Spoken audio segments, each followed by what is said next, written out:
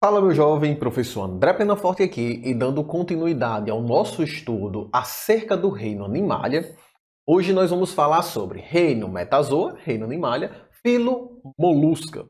E aí tenham em mente que os moluscos eles vão ser representados, caracterizados por animais de corpo mole. E dentre esses animais você tem aí as lesmas, os caracóis, nós temos, por exemplo, a lula, nós temos também o polvo e as ostras. Esses são seus indivíduos mais conhecidos. E todos eles apresentam esse corpo de constituição mole, podendo apresentar concha ou não. Como vocês podem ver aqui nas ostras, né? Elas apresentam duas conchas fechadinhas. Mas se você for olhar aqui, por exemplo, olha só, uma lesma, isso aqui, gente, é uma lesma marinha, vocês acabaram de ver, né? Aquela estrutura eram seus ovos.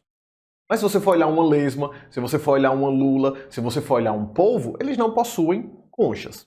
Tudo bem? Então, basicamente, quem vai ter conchas são os caracóis e as ostras, né? Que são os bivalvos. Então, esses são basicamente os animais que vão apresentar essa concha, o que não muda o fato de que o seu corpo é mole. Tá bom? E dentre as características dos moluscos, nós temos que eles são triblásticos e celomados, como já vimos comentando dessas características, né? O indivíduo triblástico é aquele que apresenta 3 folhetos germinativos: ectoderme, mesoderma e endoderma. E esses folhetos germinativos vão formar os tecidos que constituem esses indivíduos, né? O tecido epitelial, muscular, conjuntivo e nervoso. Além do mais, tem celoma verdadeiro. Celoma é uma estrutura que preenche o nosso corpo, estrutura de revestimento proveniente do mesoderma. A simetria dessas criaturas é bilateral, ou seja, você pode pegar um molusco e parti-lo ao meio, obtendo dessa forma duas metades iguais. Vocês estão vendo aqui esse gastrópoda, né? Que é uma classe de moluscos, esse animalzinho aqui. Esse que é um tipo de caracol, tá bem? Aí, uma das características, veja que nos capítulos anteriores, eu mostrei para vocês diversas características inerentes a cada um dos filos que nós estudávamos. Os moluscos não são diferentes. Eles apresentam uma característica exclusiva deles, que é a presença da rádula, chamada em alguns livros, apelidada carinhosamente de língua raspadora. E a rádula é essa estrutura, não é bem uma língua, mas enfim, é essa estrutura que tem aqui na boca deles, certo? Que apresenta pequenas estruturas que vão ser utilizadas para raspar. Isso não é dente, pessoal. Vamos dizer aqui que são uns dentinhos, mas não vai pensar que isso é realmente dente como nós possuímos. Tudo bem? É uma estrutura que vai servir para raspar. Você está vendo a estrutura aqui? Essa estrutura, isso aqui seria a rádula, né, ampliada. Se você olhar, por exemplo, você tem um aquário em casa, tá? Aquele aquário.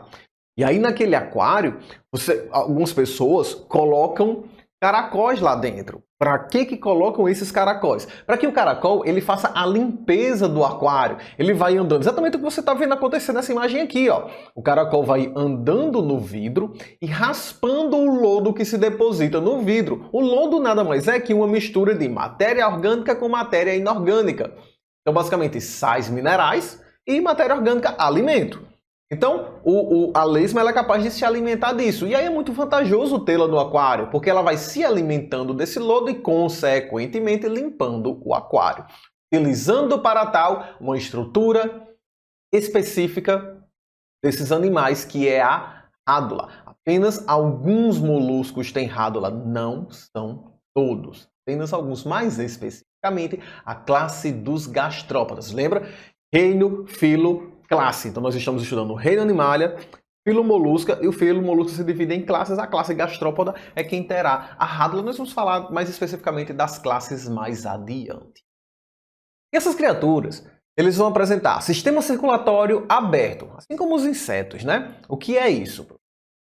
Insetos que no caso é a classe o filo artrópoda, que nós vamos estudar muito em breve. Mas olha só, olha aqui para a constituição de um molusco. Sistema circulatório aberto. Está aqui o seu coração, certo? E o que o coração dessa criatura faz? Ele cata o sangue aqui embaixo, bombeia e joga nessa parte de cima, que a gente chama de hemolinfa, né? O sangue dessas criaturas. Então ele bombeia da parte inferior, joga o sangue na parte superior E esse sangue, ele desce aqui banhando os órgãos, ou seja, atenção, no sistema circulatório aberto, o sangue entra em contato direto com os órgãos, o sangue literalmente banha, ele cai em cima do órgão, e aí ele sai descendo e banhando o órgão todo. Veja que até o momento não tinha aparecido nenhum tipo de sistema circulatório não, né? Até o momento ninguém tinha sistema circulatório. Ok? Aparece agora nos moluscos. Finalmente temos um coração que atua bombeando um sangue. Tá bom? Isso finalmente aparece aqui. Mas ainda é um sistema circulatório rudimentar. Vem daí o motivo pelo qual ele é aberto, ou seja, o sangue não circula em vasos sanguíneos. Ele simplesmente bombeia da parte inferior para a parte superior e ele entra em contato direto com os órgãos. O sistema digestório dessas criaturas é completo. O sistema digestório completo nós já tínhamos visto lá nos nematóides, né? Tem boca para entrada do alimento e ânus para a saída do dejeto. Agora, olha que design estranho, que design interessante. Então tá aqui a boca, né? Ele come, o alimento vem aqui pelo esôfago, cai no estômago, né? É digerido, aí tem aqui o intestino e...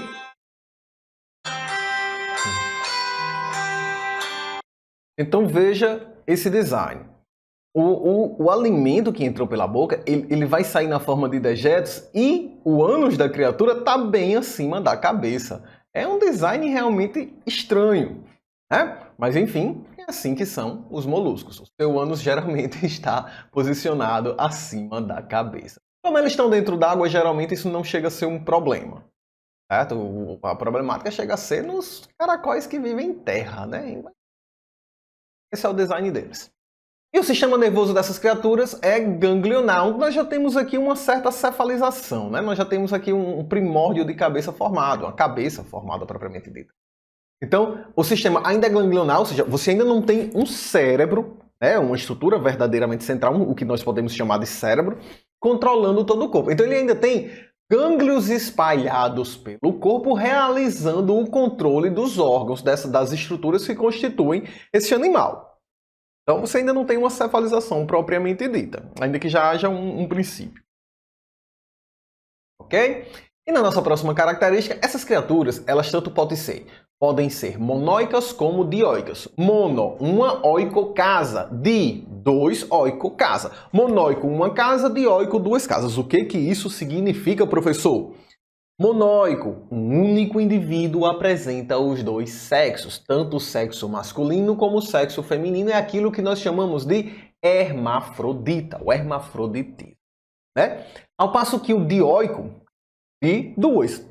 Então são dois indivíduos, um para cada sexo. Aqui você tem o macho e você tem a fêmea. Ainda que não haja um certo dimorfismo sexual, né? Aquelas características propriamente ditas que quando você olha, bate o olho, aquilo é um macho, bate o olho, aquilo é uma fêmea. Então esse dimorfismo sexual não é perceptível aqui ainda, tá bom? Então olha isso.